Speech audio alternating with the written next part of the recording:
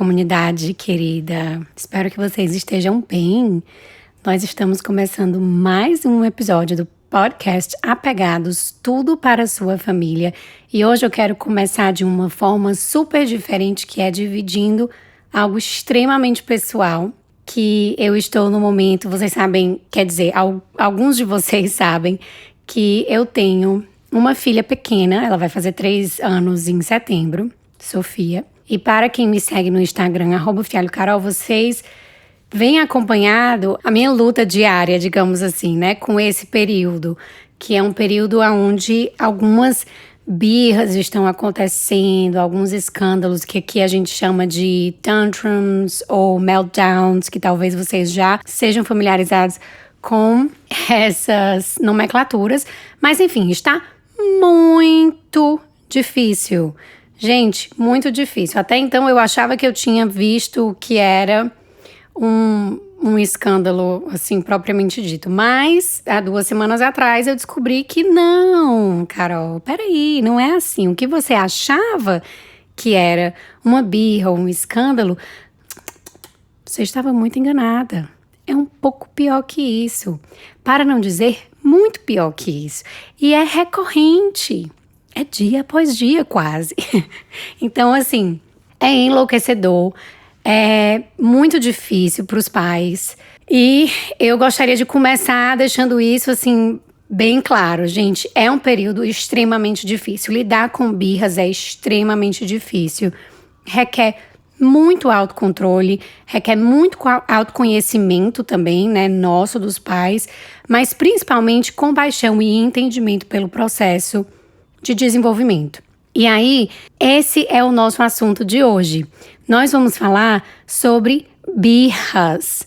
O que são, de onde vêm, o que comem, né? Assim, birra é um aspecto super comum nas relações, né? Nas relações interpessoais humanas, assim, não necessariamente adulto-criança, pai e filho, mas marido e mulher, qualquer relação que você tenha, amigos, paquera, nós fazemos birra e parece que isso é meio que uma condição humana, né? Só que nesse episódio a gente vai se deter a birras durante a primeira infância, entre os 0 a 6 anos. Normalmente, essas birras, elas acontecem quando os nossos filhos querem algo que nós não permitimos que aconteça. Né? E eu acredito aí que talvez por isso seja uma coisa tão comum em todas as relações, porque isso acontece em todas as relações. A gente quer e não pode ter, muitas vezes, né? E acredito que todos nós conseguimos nos relacionar com essa ideia de querer algo e ficar extremamente frustrado porque a gente não pode ter algo naquele momento ou a gente simplesmente não pode. Ponto. Então, quando a gente já parte do ponto de partida entendendo que todos nós experienciamos isso, que isso é algo completamente natural das relações humanas, a gente percebe que, na verdade, esses escândalos ou essas birras, enfim, eles muitas vezes funcionam como uma tentativa, uma insistência, uma estratégia de conseguir o que a gente quer. E que aí, por muitas vezes, na fase adulta, se a gente está falando de... Aí a gente vai entrar um pouco nessa questão de gênero, mas um homem adulto insistindo pelo que quer, nossa, é maravilhoso, ele é um guerreiro, ele vai conseguir o que ele quer e etc. E aí se a gente parte do princípio de que é uma mulher adulta insistindo, querendo o que ela quer, ai, nossa, ela é muito insistente, ela é insuportável, ela é histérica, enfim, já começa a dar aí um monte de nome. Mas isso para dizer que essa qualidade não é necessariamente algo negativo, né? A gente quer mesmo que os nossos filhos, independente se ele é o nosso filho é um menino ou uma menina, independente de gênero, a gente não quer que eles desistam de seus sonhos. A gente quer mesmo que eles insistam, que eles persistam, que corram atrás do que querem. Isso é extremamente positivo, né? A gente deve sim preservar essa habilidade de desejar algo, dos nossos filhos poderem desejar algo. Não há nada mais triste, se a gente for parar para pensar, do que uma pessoa, seja adulta ou criança, que perdeu essa vontade ou aspiração de vida. Pessoas que não reconhecem mais os seus desejos e vivem à mercê do que os outros estabelecem como norma ou certo, né? Essas pessoas, normalmente, elas adoecem fisicamente ou emocionalmente. Inclusive, emocionalmente, esses são também alguns dos sintomas de pacientes com quadro depressivo. Pessoas, e aí, assim, crianças que são constantemente desqualificadas, que têm os seus desejos constantemente desqualificados, adoecem muito num ponto de vista psicológico. Então, a ideia aqui é que a gente entenda que querer é saudável, que querer algo é saudável, né? O problema é entender que querer não é poder, muitas vezes. Eu gosto de uma frase que a Oprah falou uma vez numa entrevista. Ela disse: você pode sim alcançar tudo o que quer, mas não de uma vez só, né? Não de uma lapada só. Calma. Isso pode acontecer, vai depender de muitos fatores, mas isso não vai acontecer na mesma hora, assim que você deseja, né? E nem tudo vai vir de uma vez só. Para justamente preservar essa qualidade viva, né? Esse desejo vivo, que é importantíssimo para a nossa sobrevivência quanto humanos nesse mundo. E aí, esse desafio de ajudar os nossos filhos a administrar os seus desejos, desenvolvendo habilidades como controle inibitório, resiliência, enfrentamento, habilidades de enfrentamento e tomada de decisão, o que, por sinal, gente, dependem de uma maturação cerebral muito mais refinada do que na primeira infância, e que se estabelece com mais firmeza depois dos 4 anos de vida, né? Depois dos 4 anos a criança começa a ficar um pouco mais capaz, e aí a partir dos 7 a gente está entrando assim em uma janela totalmente diferente de desenvolvimento. Mas antes disso, antes dos 4 principalmente, é muito difícil para uma criança ter total concepção de causa e efeito, assim, né? De consequências, de poder ter total controle das suas inibições. Se a gente for parar para pensar, nem nós adultos, que com cérebro maduro, temos total controle inibitório, né? Eu mesma, por exemplo, em alguns momentos do mês, se eu ver um chocolate em barra por perto, eu não consigo me controlar. Já em outros momentos eu consigo, mas normalmente tem ali alguns momentos em que eu tenho dificuldade mesmo de me controlar. E se você for parar para pensar, talvez você tenha em mente pelo menos 2 ou 3 situações em que você consiga identificar: nossa, realmente eu não tive controle nenhum inibitório ali naquele momento. Então, assim, vamos normatizar também isso. Isso faz com que a gente comece também a desenvolver um pouco mais de humanidade em relação a crianças e adultos, né? A essa relação. Com crianças pequenas, principalmente dos 2 aos 3 anos, é importante a gente lembrar também que é um momento em que a criança tem necessidade de se diferenciar dos pais. Isso faz parte do desenvolvimento, certo, gente? Claro que algumas crianças vão apresentar isso de formas mais fortes do que outras, porque aí a gente está contando temperamento, ambiente, tudo isso. Mas é importante lembrar que ele é um momento de desenvolvimento necessário, onde a criança, ela precisa se diferenciar dos pais. É como se fosse o mesmo movimento da adolescência, só que, né, bem diferente aí, mas assim, é o mesmo movimento de necessidade de diferenciação dos pais, de encontrar a sua independência. Só que isso se trata da primeira infância, que muitas vezes é popularmente chamado dos terrible twos, né? E aí um pouquinho depois, 2, 3 anos, a criança nesse momento ela vai discordar frequentemente. É um momento onde ela vai dizer muito não, ela vai tentar testar todos os limites das relações, como uma forma de entender o seu lugar no mundo e como as relações funcionam. Não é, ai meu Deus, essa criança é má, ela é manipuladora. Não, isso aí é uma estratégia que ela está usando e uma tentativa de entender as relações. Como é que funciona a relação com a mãe? Até onde eu posso ir nessa relação? E como é que a gente faz isso? Testando os limites da relação. Então é isso que a criança faz. O psicanalista Otto Rank, ele chamou a atenção para esse fenômeno de desenvolvimento nos anos 60 e chamou ele de counter will, que é como se fosse uma contra-vontade. Isso é a tradução direta, é uma contra-vontade. Essa contra-vontade, ela é um nome dado à reação instintiva de uma criança para resistir a ser controlada. Essa resistência, ela pode assumir várias formas, né? De novo, oposição, negativismo, preguiça, descumprimento dos combinados, desrespeito, desmotivação, até mesmo atitudes agressivas ou antissociais. Também pode se expressar na resistência ao aprendizado. Talvez um momento onde a criança aí pode ter um momento na escolinha onde ela não quer participar das atividades, os professores vêm reclamar para os pais, enfim. Entender que isso também pode acontecer nesse setor educacional. A contra-vontade é, sem dúvida, a dinâmica mais incompreendida e mais mal interpretada nas relações adulto-criança.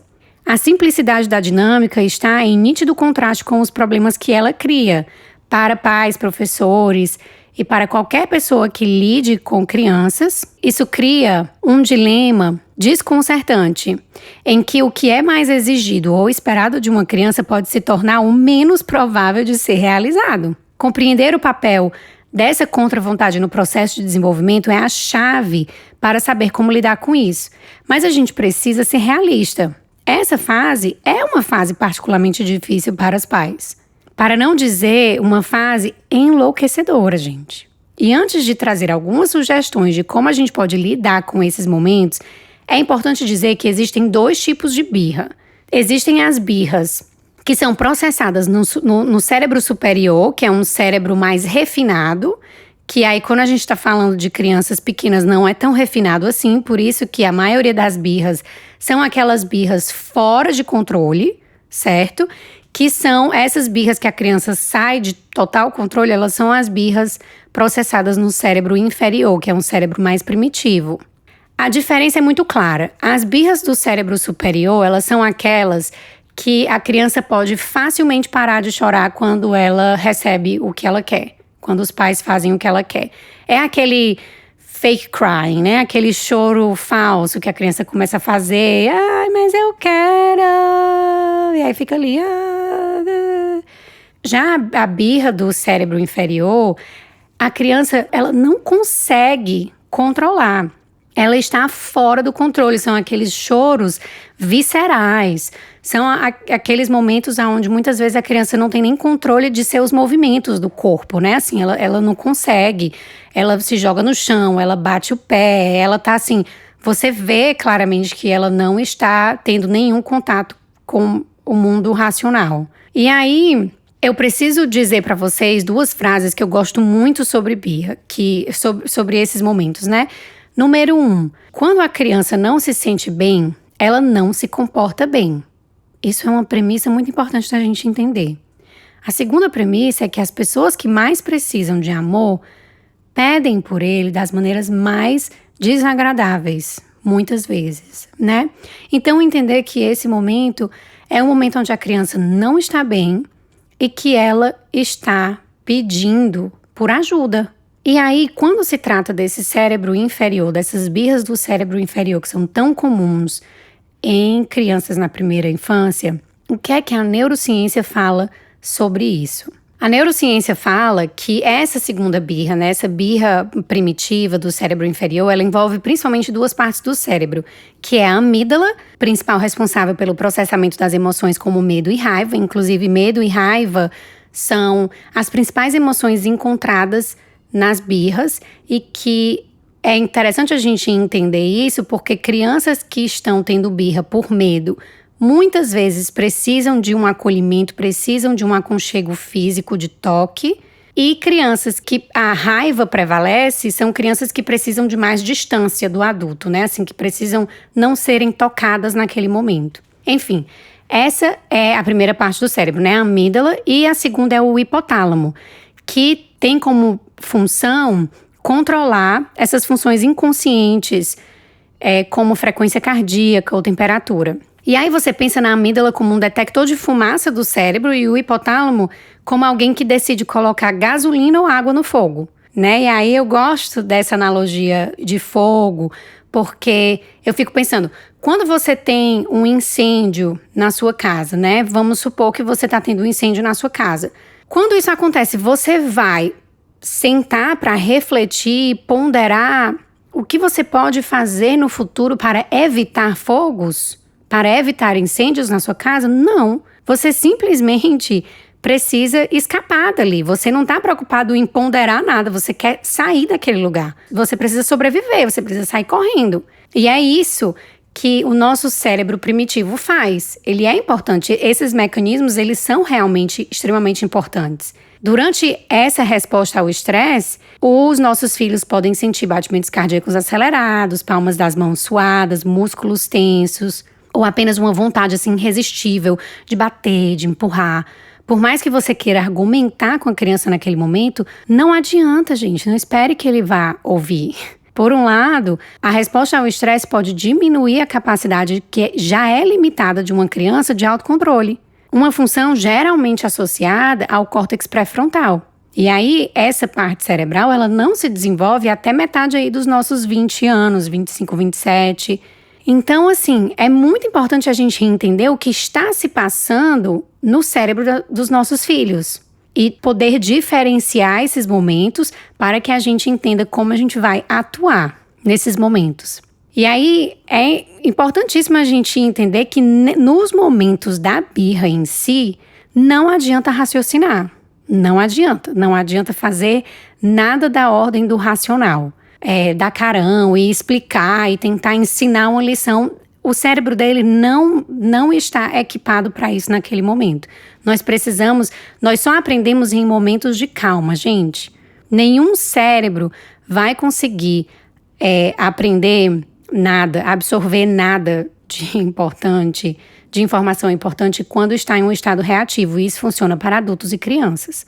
A gente precisa sair da situação para poder, no momento de calma, refletir sobre ela e então aprender, tá certo? Só que, claro, que quando a gente está falando de crianças, até esse refletir, ponderar, se preparar para situações futuras, cognitivamente isso é comprometido, porque a criança ainda não tem essa capacidade, certo? Mas nós, adultos lindos, maravilhosos, a gente sim pode fazer tudo isso. A gente pode investigar, a gente pode ser ali os detetives e a gente pode trabalhar num processo chamado de corregulação, que depende dos neurônios espelhos e que nada mais é do que nos manter calmos para que assim os nossos filhos se acalmem através desse neurônio espelho, dessa comunicação não verbal. Eles olhando pra gente, os nossos neurônios espelhos vão se comunicar e eles vão entender que aquela situação não precisa de fuga, né? Assim, eles não precisam estar escapando de nada, de lutar pela sobrevivência, que você está calma, que tá tudo bem. E aí, o seu filho, dentro da velocidadezinha dele, vai realmente acalmando.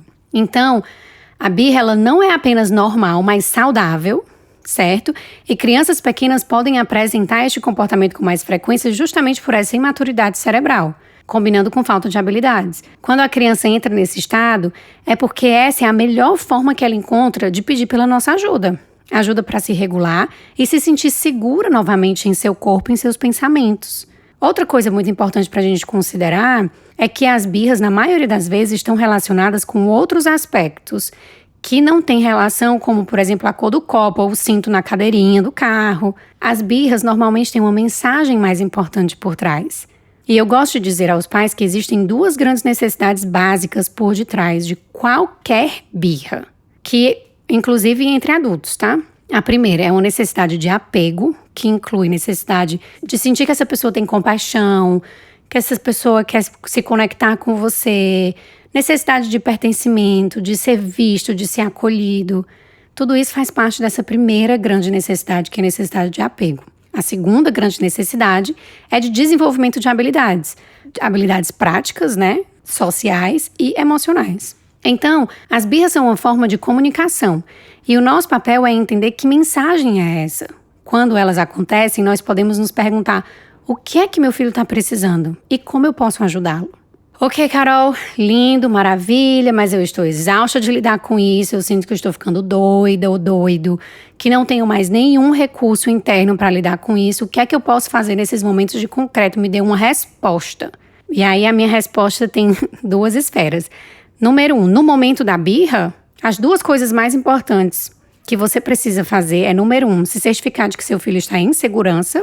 E número 2, manter a sua calma. Regular o seu próprio corpo. Pois lembremos que sentimos também esse choro dos nossos filhos quase que de uma forma visceral. A gente sente mesmo também no nosso corpo, né?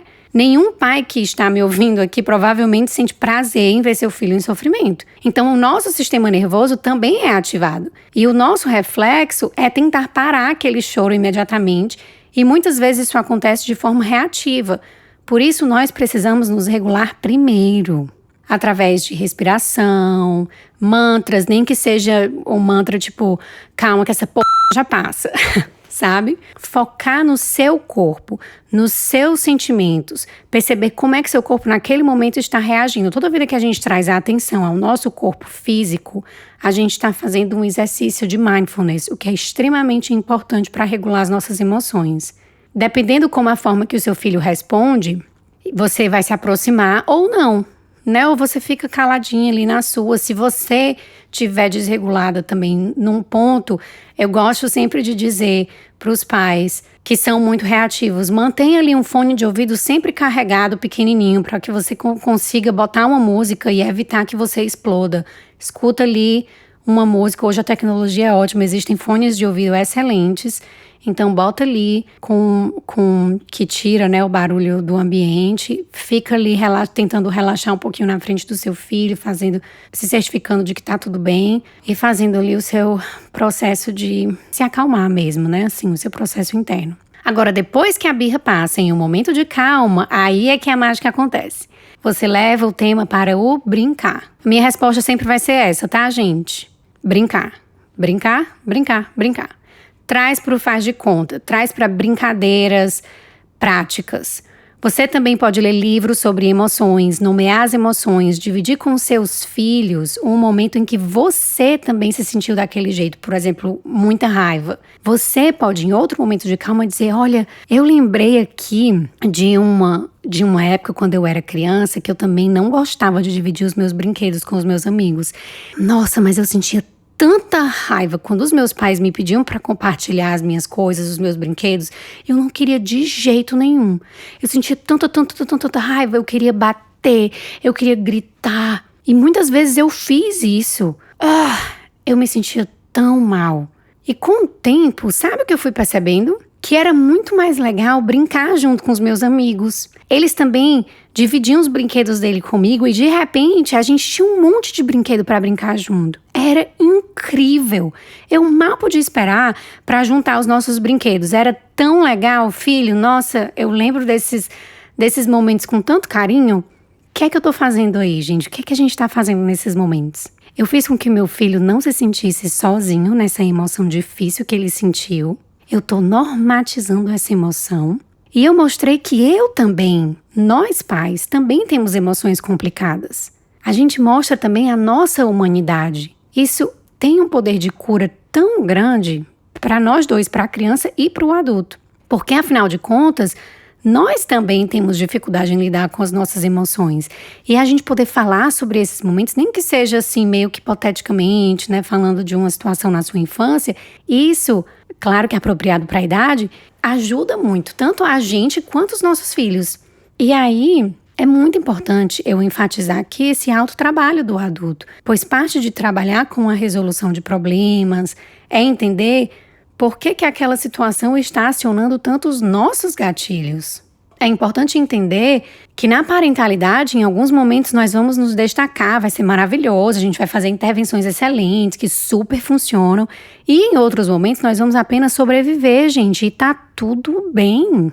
Que a gente não tá falando de perfeição, não, isso nem existe. Principalmente quando se trata em parentalidade. O que eu quero dizer é que, às vezes, a melhor coisa que a gente pode fazer nesses momentos é apenas esperar passar. Inclusive, estudos sobre emoções descobriram que uma emoção provoca uma onda cerebral por 90 segundos. Então, nós sentimos as emoções difíceis com mais intensidade do que as positivas, né? Isso entre aspas.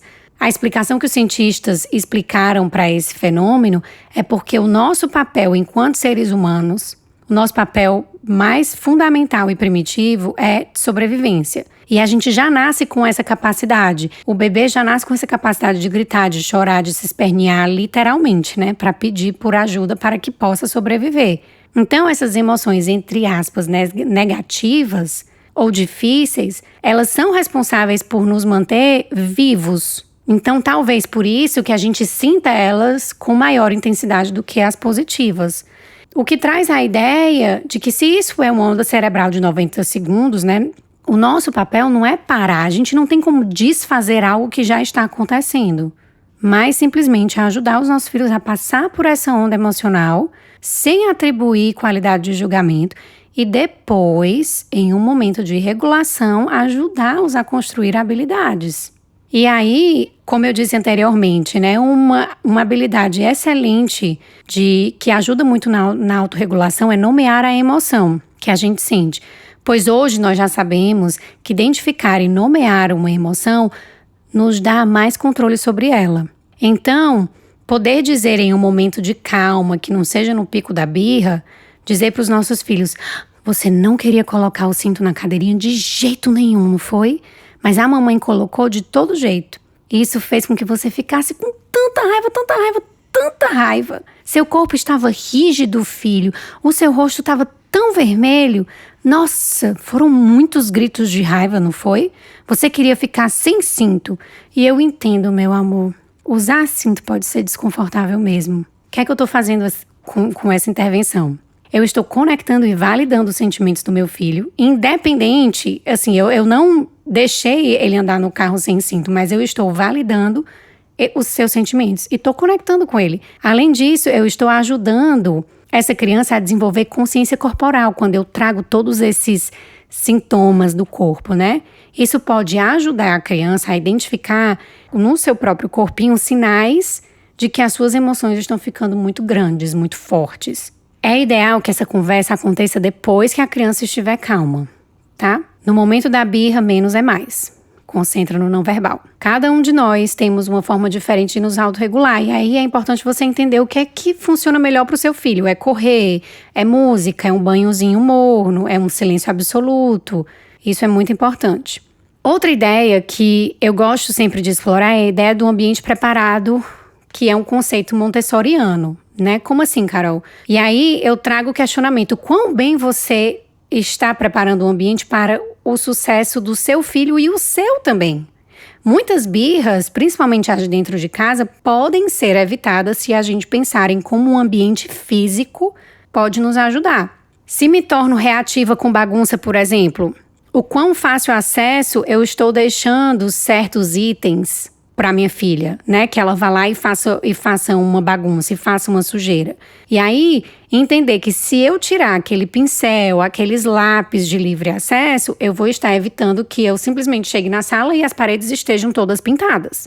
É isso, sabe? Se eu sei que o meu filho, depois que chega em casa da escola, tem uma explosão de energia e ele fica super irritado e reativo em casa, por que que antes de subir, se você mora no prédio, por que que antes de subir, então eu não paro no térreo e deixo ele brincar e correr bem muito? Preparo uma brincadeira de corrida, 30 vezes, 50 vezes, que ele vá botar essa energia pra fora antes de chegar em casa. E aí, assim, cada caso é um caso, né, gente? Aqui eu só tô dando algumas ideias para que vocês possam pensar como que isso se encaixa na sua realidade. E aí eu gostaria de finalizar falando que as birras dos nossos filhos são de fato muito frustrantes e cansativas. É um aspecto real da parentalidade. Pode desgastar muito a relação pai e filho. E é importante que a gente consiga separar o que é nosso e o dos nossos filhos. Aí é onde entra o autoconhecimento, né? A importância de terapias, a importância do autocuidado. Mesmo que a gente esteja tentando o nosso melhor, fazendo as coisas certas, entre aspas, né? As crianças vão continuar fazendo birras. Isso vai acontecer. E quando vemos esses momentos como um fracasso pessoal, um ataque à nossa performance como pais, isso só faz piorar a situação. Não é sobre sermos perfeitos, tá, gente? Isso não existe. Vamos perder a cabeça, vamos explodir. Isso faz parte da parentalidade, isso faz parte da vida. Até as pessoas mais zens perdem, às vezes, a paciência. Então é importante sempre entender sem culpar as crianças, sem nos culpar também, entender que algumas coisas que existem em nós precisam ser cuidadas, que também é uma comunicação interna. Nossa, você está explodindo por isso, porque isso precisa ser olhado com mais atenção. Que necessidades você está tendo que não estão sendo atendidas, né? E se você percebe que está perdendo a cabeça em uma situação de birra com seu filho, não tem problema nenhum você dizer: eu estou muito frustrada, a minha paciência está acabando e eu preciso me retirar por uns minutos para respirar e me acalmar. Eu volto assim que eu me sentir melhor. E aí você se retira. Se certifica de que a criança está em segurança, se retira, se dê essa oportunidade.